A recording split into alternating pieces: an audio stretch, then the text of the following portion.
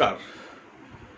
आपने हमेशा देखा होगा कि पश्चिम बंगाल की मुख्यमंत्री ममता बनर्जी साहिबा हमेशा केंद्र सरकार से टकराव के मूड में रहती हैं, चाहे वो सीएए का मुद्दा हो, चाहे वो एनआरसी का मुद्दा हो।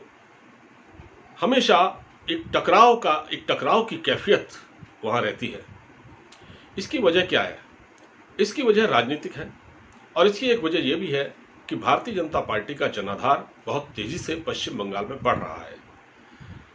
अब आप देखिए कि केंद्र सरकार ने एक अंतर मंत्रालयी टीम का गठन किया है। वो एक टीम का गठन इसलिए किया गया है कि पश्चिम बंगाल में ये टीम जाकर देखेगी कि ग्राउंड रियलिटी क्या है। वहां असल में पश्चिम बंगाल में बाकी प्रदेशों के मुकाबले संक्रमितों की संख्या कम है। तो केंद्रीय सरकार को कुछ ऐसी जानकारी मिली थी कि वहां जो गाइडलाइंस हैं केंद्र सरकार के द्वारा जारी की गई, उनका अनुपालन ठीक से नहीं हो रहा है। इस तरह की शिकायतें आई थी।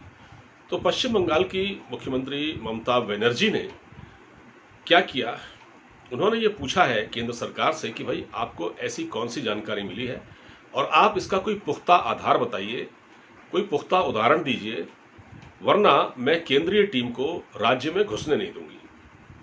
तो यह है उनका टकराव का रवैया।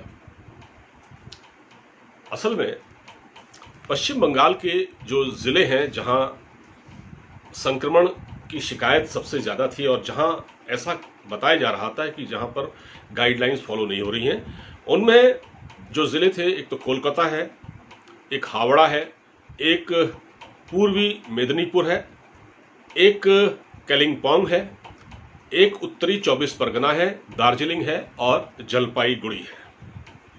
तो इन जिलों में से ये शिकायत आ रही थी कि यहाँ पर जो केंद्र सरकार की जो गाइडलाइन है उनको ढंग से फॉलो नहीं किया जा रहा है, लोग लॉकडाउन का उल्लंघन कर रहे हैं और भीड़ जमा हो रही है, इस तरह की शिकायतें थी। तो केंद्र सरकार की ये समिति है, जो अंतर मंत्रालयी समिति, जिसको हम एक टास्क फोर्स भी कह सकते हैं, विशेष कार्यबल भी कह सकते हैं, इसका गठन किया गया है और वो इलाकों में जाके देखेगा कि आखिर वास्तविक स्थिति क्या है। लेकिन ममता बनर्जी को इस पर बुरा लग रहा है और वो इसको भी एक राजनीतिक चश्मे से देख रही हैं।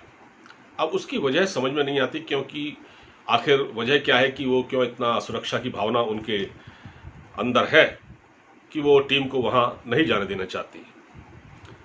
पश्चिम बंगाल में 9 करोड़ जनसंख्या है पश्चिम बंगाल की, जिसमें 27% मुस्लिम आबादी है और एक आंकड़ा है जिसके मुताबिक करीब 392 से कुछ ज्यादा केस जो है वो पश्चिम बंगाल में पाए गए हैं, जिनकी बाकी राज्यों के मुकाबले इनकी संख्या कम है। तो यही देखना था कि आखिर इसकी वजह क्या है, ममता बनर्जी इसका विरोध क्यों कर रही हैं, आखिर किस बात का डर है, क्योंकि हर चीज को एक शक की निगाह से देखना शायद उनकी फितरत बन गई है और यही काम उन्होंने सीएए और एनआरसी को लेकर जो पश्चिम बंगाल में जो तमाशा किया था वो सबने देखा।